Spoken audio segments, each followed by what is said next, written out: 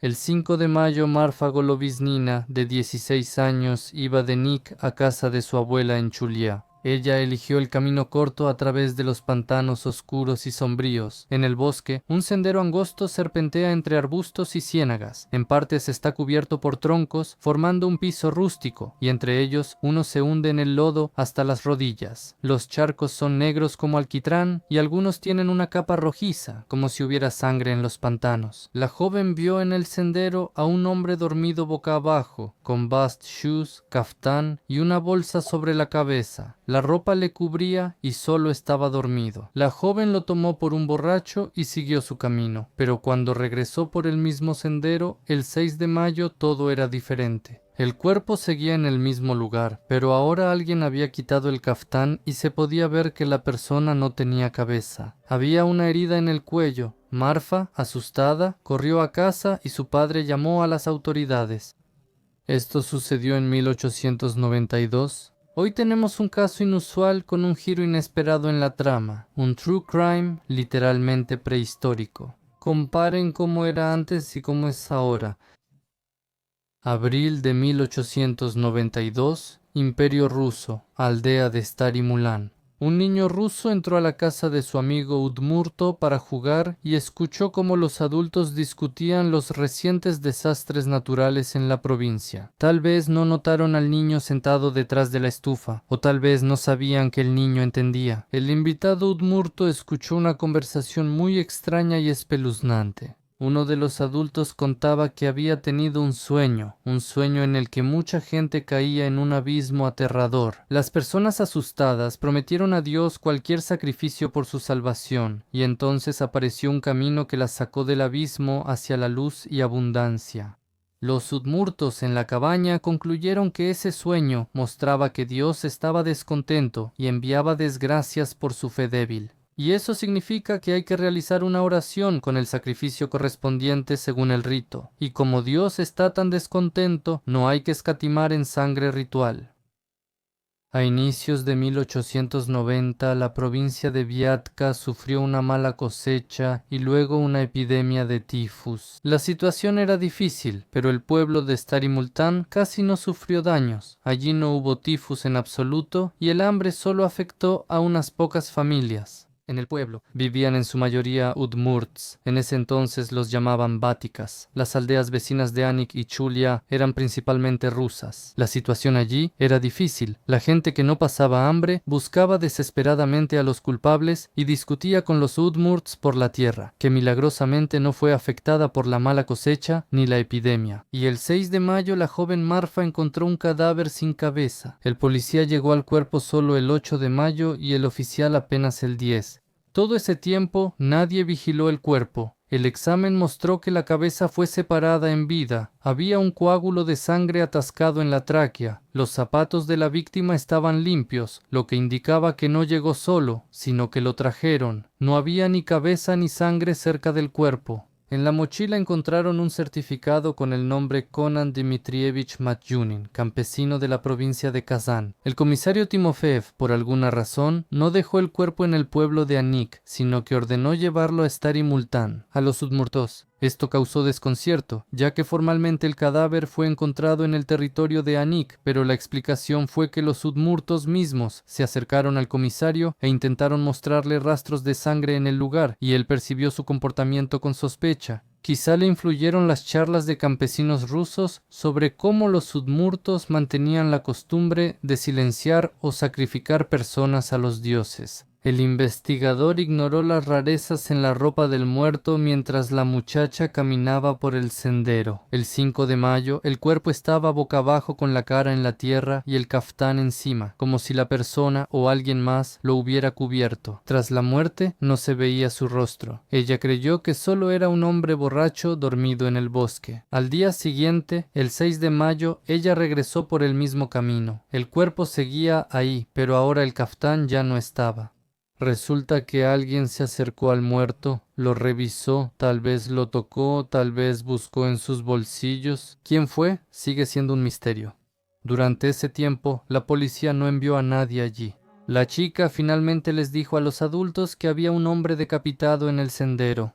Mientras esperaban al oficial, campesinos de ambas aldeas llegaron y pisotearon todo, borrando las huellas. No se podía ver si el cuerpo había sido arrastrado por el suelo, de dónde lo habían traído, si lo mataron en ese lugar o si lo dejaron ahí. Cuando el oficial llegó, el cuerpo seguía, pero la chaqueta ya no estaba sobre él. La había doblado y puesto detrás de las correas de su mochila. Alguien, incluso después de que la niña se fue y después de que los campesinos estuvieron caminando alrededor, volvió a acercarse al cuerpo. ¿Qué hacía? ¿Lo volteaba? ¿Escondía algo? ¿Por qué volvía a tocar al muerto? Luego, después de un par de días, llegó el comisario y volvió a encontrar cambios. Ahora la chaqueta estaba puesta de nuevo. Y no solo estaba encima, también las mangas iban sobre el morral. Era como si alguien hubiera vestido al muerto como si estuviera vivo. Las sandalias también estaban atadas, pero mal, como si se las hubieran puesto a unos pies ya fríos y flácidos. En ese tiempo no había udmurtos en la zona y nadie del lugar admitió acercarse.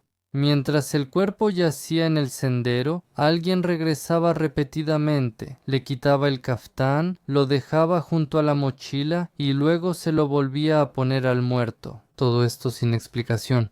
¿Para qué? Si era para confundir la investigación o, al contrario, para ocultar las huellas de sus acciones, no estaba claro, sobre todo porque el comisario y la investigación no le prestaron mucha atención a todo esto. Solo les llamaron la atención los bastones mal atados. Y el hecho de que alguien había cambiado de ropa al cuerpo, lo había movido, había regresado a él varias veces, quedó sin atención, aunque justamente ahí podían estar las claves para resolver el misterio. Al final, llevaron el cuerpo a Viejo Multán, donde los lugareños cavaron un hoyo y echaron allí hielo y nieve, pusieron al difunto en una estera y lo cubrieron con tierra, poniendo guardia. Así era el refrigerador en la morgue de esa época. Pero en mayo era difícil conservar el cuerpo sin refrigerador. Los lugareños se quejaban del olor. El cuerpo fue desenterrado y cubierto varias veces. Colocaban tablas para no dañarlo. Luego una tabla se rompió. El cuerpo de Conan Matunin estuvo en una fosa con hielo casi un mes. Por la epidemia, todos los médicos estaban ocupados y no había nadie para la autopsia. Cuando el médico llegó e hizo la autopsia, sorprendió a todos. La cabeza fue separada con el corazón aún latiendo y un coágulo de sangre quedó atascado en la garganta. Pero eso no fue todo. El pecho también fue cortado profundamente, con fuerza, y de inmediato quedó claro que el asunto era mucho más aterrador que una simple decapitación. El pecho había sido partido con un hacha o algo similar. No se habría logrado de un solo golpe. Golpearon las costillas, la clavícula y los músculos densos de la espalda. Las marcas del arma eran precisas, como si supiera dónde golpear, pero lo más aterrador era que por dentro estaba vacío, sin corazón ni pulmones. Y no solo los dañaron, los sacaron con cuidado, con habilidad, como si alguien hubiera abierto los bordes de la herida a propósito, sacado todo lo necesario y luego cerrado de nuevo. Incluso la camisa seguía en su lugar. Si el cuerpo ya estuviera rígido, los bordes no se habrían cerrado otra vez. Eso significa que los órganos fueron extraídos poco después del ataque, máximo entre 10 y 12 horas después. Eso significa que alguien actuó rápido y con precisión, y claramente no fue apresurado en el bosque, sino en algún lugar apartado donde nadie lo molestara. ¿Para qué sacaron el corazón? ¿Por qué no encontraron la cabeza? Entonces todos decidieron que no solo fue un ataque, sino que supuestamente lo sacrificaron según un antiguo rito pagano, pero nadie buscó pruebas. Desde el inicio decidieron que los udmurtos torturaron a un ruso. Las autoridades iniciaron la investigación e interrogaron a Andrei Grigoriev, de 90 años, quien estaba paralizado y afirmaba no salir de casa. Nunca fui chamán ni me dediqué a nada ritual. En la aldea realmente existían las llamadas chozas familiares, donde los udmurtos ofrecían sacrificios a los espíritus de sus antepasados. En Viejo Multán había 2 de estas chozas para diferentes clanes. En cada una encontraron recipientes con restos de sangre, plumas y pelo en ambas chozas. En un lugar de honor estaban los íconos cristianos. La policía confiscó la vajilla de las chozas familiares, los tazones, las bandejas y los recipientes con sangre seca y plumas de ave. Aunque en realidad eso no probaba mucho, algo así se podía encontrar en cualquier casa campesina. Todo esto se adjuntó al caso como pruebas materiales y más tarde la vajilla apareció en el juicio. Para confirmar que en los tazones había sangre humana, alguien recordó un método popular. Si el perro no lame, entonces es humana. Naturalmente, el perro no quiso lamer la sangre seca de hace 5 meses. Veterinarios y el médico dijeron que ese método no es científico ni tiene significado. Pero la investigación siguió creyendo en el asco del perro como prueba y declararon todos los objetos como utensilios de sacrificio. Sin embargo, la pericia demostró que la sangre era de origen animal y los cabellos eran pelaje de mascotas. A pesar de esto, dejaron los objetos entre las pruebas para mostrárselos al jurado en el juicio. Estas pruebas no tenían fuerza legal, pero podían causar la impresión necesaria. Para ese momento, ya habían arrestado a varios habitantes de Viejo Multán: Moisés Dmitriev, dueño de una de las chozas; Andrei Grigoriev, de 90 años; Semyon Krasnov, también conocido como Ivanov; Vasily Kondratiev y el carnicero Kuzma Samsonov, a quien consideraban el verdugo, ya que a menudo sacrificaba ganado. Los investigadores supusieron que él también podría haberle quitado la vida a Madyunin.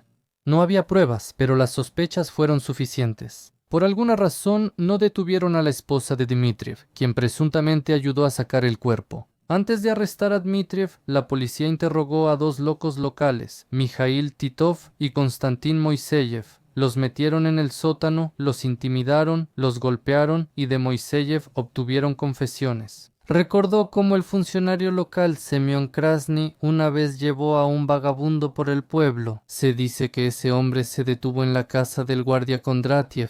Eso fue suficiente para arrestar tanto a Krasnov como a Kondratiev, y Titov, a su vez, delató a su sobrino. Dicen que él cura a la gente con hierbas, así que es un chamán y por lo tanto es peligroso. Después de eso, dejaron ir a ambos tontos. Ya habían cumplido su papel por separado. Se estaba examinando la vajilla y la ropa de Dmitriev. En su bolso había manchas marrones, pero solo después se descubrió que era jugo de bayas y no sangre. Pero incluso después de eso, Moisei Dmitriev permaneció bajo arresto. Los investigadores no admitieron su error. En cambio, revisaron la choza. Recolectaron más utensilios con sangre vieja y los anexaron al caso.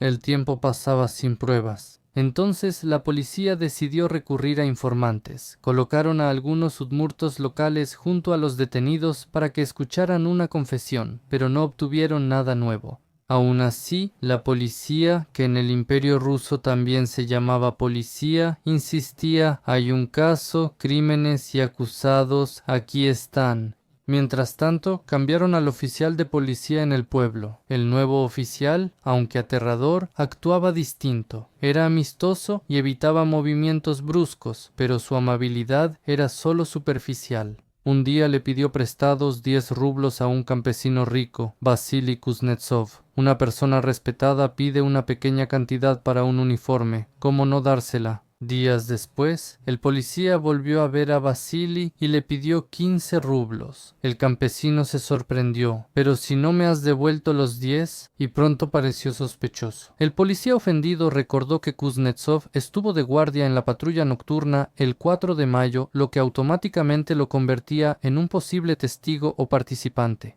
Arrestaron a Kuznetsov. Lo curioso es que no solo era ruso, sino también el líder de la comunidad ortodoxa, así que resultaba bastante extraño verlo entre los acusados de un supuesto rito pagano. El padre local, que conocía a Kuznetsov desde hace años, estaba conmocionado. Fue a ver a Chukov e intentó explicarle que los udmurtos son cristianos desde hace mucho tiempo, que los rumores son solo prejuicios y que nadie ha visto jamás sacrificios humanos. Pero no interrogaron oficialmente al sacerdote por dudas sobre los métodos policiales. El padre perdió su puesto. Enviaron a la aldea a un nuevo sacerdote, joven y obediente a las autoridades. No vio nada criminal en las festividades udmurtas en el bosque, pero dio a la investigación el detalle necesario. Entre los que bailaban había una mujer mayor, la madre de Kuznetsov. Eso fue suficiente para acusar al hijo de falta de sinceridad en su fe. La investigación siguió desarrollando su versión. Según ella, así ocurrió todo. En la noche del 4 al 5 de mayo de 1892, Vasily Kuznetsov se encontró con el mendigo Konan Matyunin en las afueras del pueblo. Lo llevó al pueblo, donde los otros sospechosos le dieron de comer al pobre, lo emborracharon con vodka y lo dejaron pasar la noche. Le avisaron a Moisei Dmitriev que había llegado al pueblo un vagabundo adecuado para el ritual, y él organizó el sacrificio. Aquí se involucró otra persona, Mijail Kobilin, quien vivía en Stary Moltan, y rápidamente se entendió con el nuevo policía Chukov. Pronto empezó a contar historias aterradoras. Supuestamente, los udmurtos sacrifican cada año un potrillo al malvado espíritu de la casa, el Kurbón, y cada 40 años sacrifican a una persona, obligatoriamente un no creyente. El corazón y los pulmones los queman y la cabeza la separan. Kobilin aseguraba que lo supo por un udmurto vagabundo con el que bebió hace unos 10 años. No recordaba ni el nombre ni de dónde era esa persona que estuvo aquí. Mijail Kobilin se volvió el testigo principal de la acusación. Solo después se supo que él tenía un conflicto personal con los habitantes de Viejo Moltán. Un año antes del incidente, lo atraparon robando grano. Kobilin se quedó en secreto con parte de las reservas comunes. Cuando los udmurtos se quejaron, él tuvo que devolver todo y ocultar el asunto como un error. Pero la relación con los vecinos se arruinó definitivamente. Sin embargo, los investigadores decidieron ignorar este conflicto. Es más, empezaron a interrogar activamente a las aldeas vecinas para reconstruir el camino de Matyunin. Resultó que salió de su pueblo natal el 20 de abril y caminó más de 100 kilómetros a pie. El 3 de mayo pasó la noche en la aldea de Kuznirka con Timofey Sannikov. Allí mostró su pasaporte y contó que padecía epilepsia. La noche del 4 al 5 de mayo, lo más probable es que también se quedara con los Sannikov, esta vez en la casa del hijo Nikolai. Y aquí empezaron las contradicciones. El mayor de los Sannikov recordó que Matyunin tenía un gran parche azul en su caftán, pero el menor no lo recordó.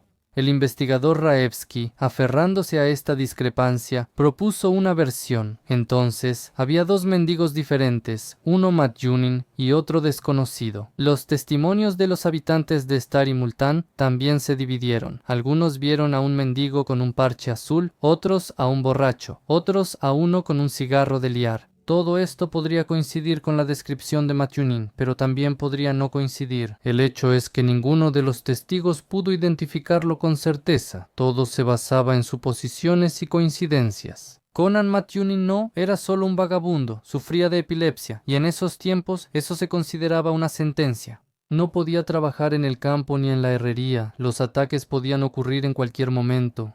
Por eso, en primavera y verano se iba de su tierra natal a vagar y pedir limosna, como miles de otros desamparados y enfermos. Con él tenía un certificado que confirmaba su diagnóstico, hecho en el hospital del distrito. Para él, eso era como una identificación de discapacidad. Para que los del pueblo, al ver a un hombre fuerte y aparentemente sano, no apartaran la mirada con desconfianza, y además con el certificado le daban un poco. Se parecía demasiado a esos que fingen y no a los que realmente sufren. Los doctores le ofrecieron una operación en Kazán, creyendo que la epilepsia se curaba con trepanación del cráneo. Matyunin se negó, tuvo miedo, prefirió vivir con ataques que con un agujero en la cabeza. Él en general era precavido, no bebía, no fumaba, después de tomar o fumar tabaco le daban ataques fuertes. Él lo sabía y se cuidaba. Pero cuando en Viejo Multán empezaron a recopilar testimonios, estos hechos fueron ignorados. ¿Acaso eso es posible? ¿Un vagabundo que no bebe? Los testigos dijeron que la noche del 4 de mayo vieron en el pueblo a un mendigo borracho con un cigarro hecho a mano, sucio, con la mirada turbia, apenas podía mantenerse en pie. Decían que era ese mismo, al que luego hallaron muerto en el bosque. Pero Conan no fumaba ni bebía, le habría dado un ataque, era otra persona. Sin embargo, la investigación decidió que fue precisamente Conan Matyunin quien llegó a Multán el 4 de mayo. Eso fue suficiente para compartir y seguir insistiendo en la versión de un ajuste de cuentas ritual. Aunque sería mucho más lógico admitir que la persona simplemente no llegó al pueblo y perdió la vida en el camino, por ejemplo, a manos de un ladrón ocasional. Además, si esa noche realmente había dos viajeros parecidos en la región, no habría sido difícil identificar al segundo. La provincia estaba en cuarentena, todos los caminos estaban vigilados, los documentos se revisaban, pero nadie tenía interés en buscar al segundo. En lugar de eso, la investigación ignoraba deliberadamente todos los hechos que no encajaban en la versión construida. Todos los esfuerzos estaban dirigidos a fortalecer la ya de por sí frágil versión ritual. A las personas se les acusaba no con base en hechos, sino a partir de suposiciones, conjeturas y rumores, y los propios acusados pasaban meses en prisión sin saber exactamente de qué se les acusaba y por qué. Para el otoño de 1892, la situación del caso tomó un giro francamente absurdo. La investigación ya había acumulado 11 detenidos, pero no había pruebas directas contra ninguno de ellos. La etapa decisiva comenzó en octubre. A Viatka llegó el investigador de casos especialmente importantes, Yelizarov, quien estaba seguro de que no estaba resolviendo simplemente un ataque a un mendigo, sino un crimen relacionado con vestigios del paganismo.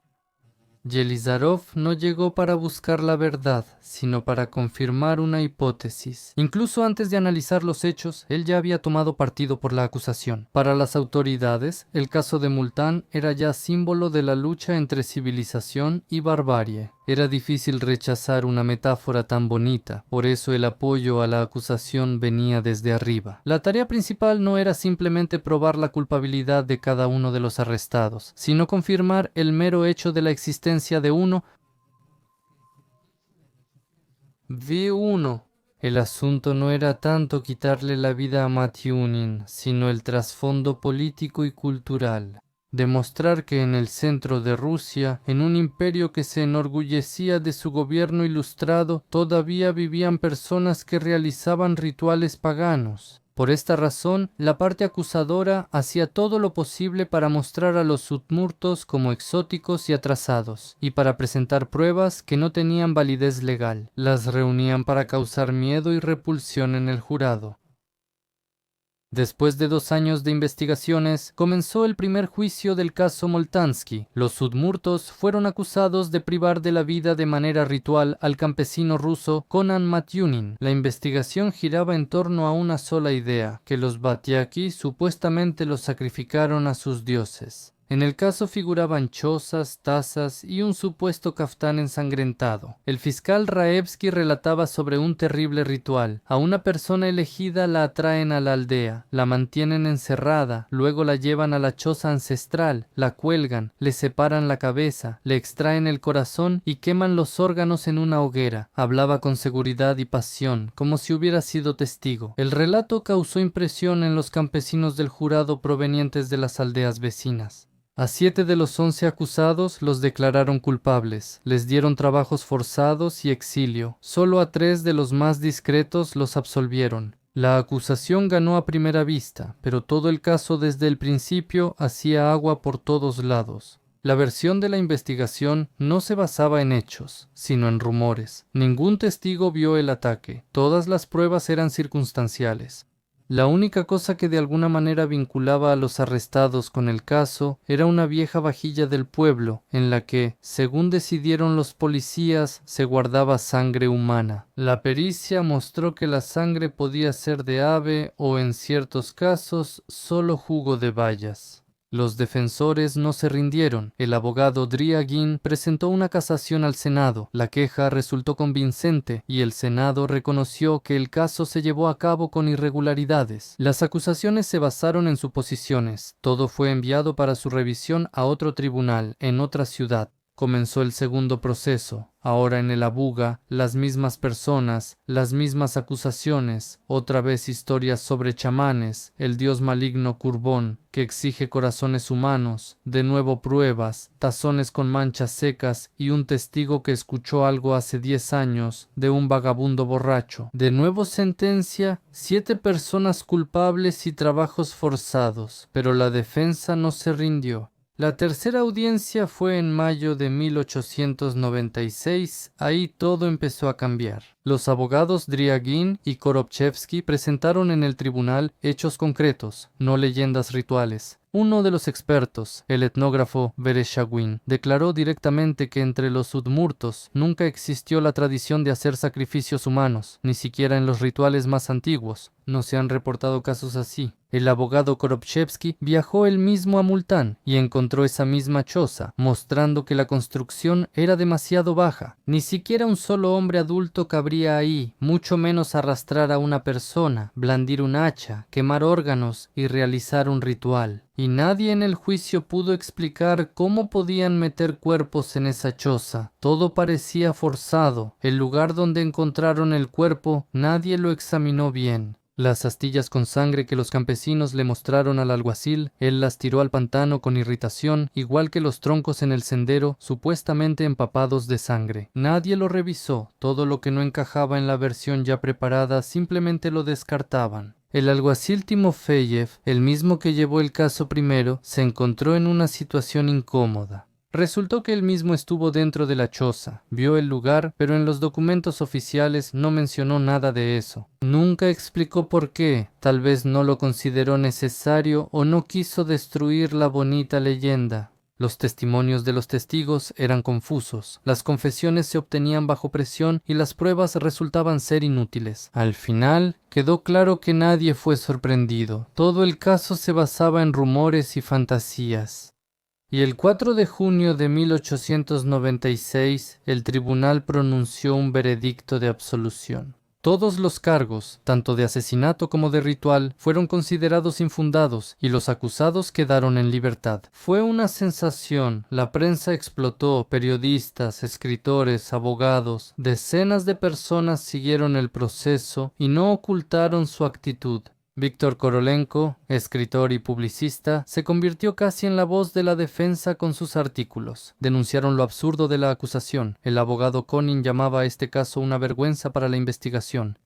Así terminó una persecución de 3 años. Casi enviaron a personas a trabajos forzados por una posible privación de vida que quizá ni ocurrió. Y si es que ocurrió, seguro que no fue en la choza, y definitivamente no fue por un dios maligno. Todo resultó no ser un ritual, sino un simple odio humano y una cacería contra quienes eran diferentes a la mayoría. Cuando comenzó toda esta historia del sacrificio, la investigación rápidamente decidió que todo era culpa de algo terrible y bárbaro. Los acusaron de brujería, de adorar a algún dios maligno llamado Kurbón, al que supuestamente había que ofrecer corazones humanos. Esa idea parecía convincente solo en papel, pero quienes realmente conocían a los udmurtos entendían de inmediato que eso era una tontería. En realidad, en Stary Multán la mayoría ya estaba bautizada hace tiempo. Había iglesia ortodoxa, se celebraban misas, los niños eran bautizados, la gente se confesaba y el cristianismo ortodoxo era parte de la vida diaria. Como en cualquier pueblo ruso, incluso el anciano de la iglesia local era uno de esos mismos udmurtos a quienes se acusó del crimen.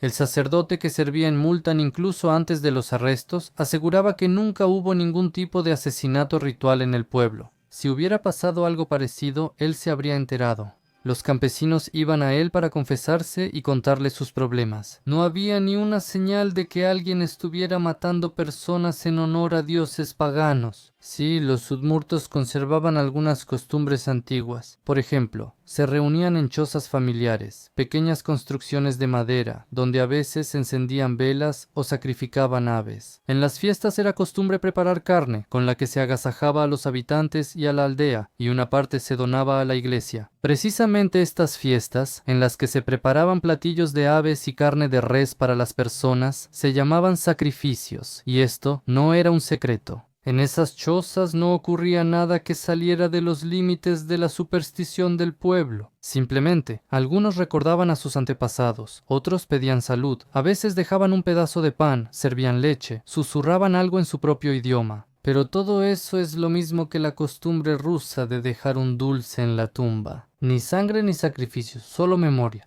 El abogado Korobchevsky y el escritor Korolenko, ambos decían, en esas chozas no había nada terrible. Incluso en los registros minuciosos, la policía no halló cuchillos, herramientas rituales, ni nada aterrador, solo utensilios viejos manchados de pollo o bayas. La investigación prefería creer en la barbarie del paganismo en vez de escuchar eso. La primera sentencia condenatoria fue recibida por los acusados con las palabras: Cristo sufrió y nosotros también debemos sufrir. Las personas pasaron casi 3 años bajo arresto. El sospechoso de mayor edad murió antes del primer juicio y otro anciano acusado murió casi inmediatamente después de ser liberado.